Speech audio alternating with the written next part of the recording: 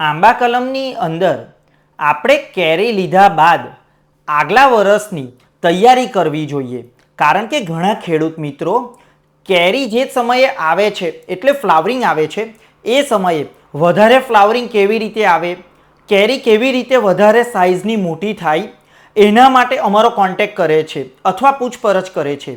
પણ ખેડૂત મિત્રો, કેરીની અંદર ફ્લાવરિંગ છે, એનું ફ્રૂટ મોટું કરવાનું છે, આ બધી વસ્તુ એક પ્રોસેસ છે અને એ લાંબી પ્રોસેસ છે.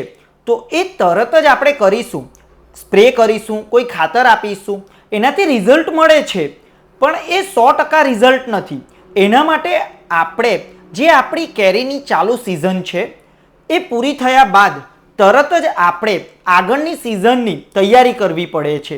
અને એ તૈયારી કરવા માટે આપણે કેરી ઉતાર્યા બાદ આંબા કલમની અંદર પ્રૂનિંગ કરવું જોઈએ કે જેથી અંદર હવા ઉજાસ અંદર જઈ શકે, અને હવા ઉજાસ અંદર જશે તો નવી પિલવણી સારી રીતે આવશે, અને આવનારી જે નવી પિલવણી છે એ જ ભવિષ્યની અંદર આપણને ત્યાંથી ફ્લાવરિંગ થશે અને પછી ફ્રૂટ સેટિંગ થઈ અને આપણને કેરી મળશે.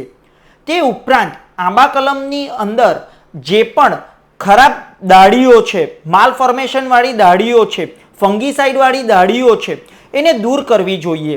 સુકાયેલી દાળીઓ છે એને પણ દૂર કરવી જોઈએ, કારણ કે એ દાળી આખી આંબા કલમને સૂકવી નાખશે. માટે આંબા કલમની અંદર આપણે પ્રૂનિંગ કરી અને સ્પ્રે કરવો જોઈએ. તે ઉપરાંત આપણું થડ ખરાબ ન થાય, કારણ કે આંબા કલમનું થડ જ ખરાબ હશે તો આપણે એની અંદરથી સારી કેરી નહીં લઈ શકીશું. એટલે આપણે થડને ગેરુ ચૂનો લગાવવો જોઈએ, અને ગેરુ ચૂનો એક માધ્યમ છે કે આપણે દવા થડ પર લગાવી શકીએ.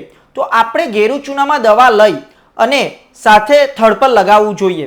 અને તે ઉપરાંત એક માત્રાની અંદર એને ખાતર આપવું જોઈએ, કારણ કે આપણે એને જે પણ પોષક તત્વો આપીશું, જે પણ ખાતર આપીશું, એ ખાતર ધીરે ધીરે અપટેક થશે અને આવનારી જે સિઝન છે એ સિઝનની અંદર આપણને સારું પ્રોડક્શન મળશે.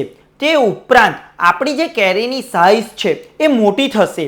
એટલા માટે આપણી સિઝન પૂરી થયા બાદ આગળની સિઝનની આપણે તૈયારી કરવી જોઈએ, તો જ આપણી આવનારી સિઝન આપણને સારું પ્રોડક્શન મળશે. ના કે ફ્લાવરિંગ આવી ગયા બાદ આપણે ટ્રીટમેન્ટ કરીશું એનાથી આપણી કેરી વધશે કે આપણને પ્રોડક્શન વધશે, પણ આપણી જે ચાલુ સિઝન છે એ પતે અને તરત જ આવનારી સિઝન માટે આપણે તૈયારી ચાલુ કરી દેવી જોઈએ. આવી જ વધારે માહિતી માટે આપ અમારા વોટ્સઅપ ગ્રુપમાં જોડાઈ શકો છો, જ્યાંથી પણ આપને રોજબરોજ આવી જ ખેતીની નવી જાણકારી મળશે. ધન્યવાદ.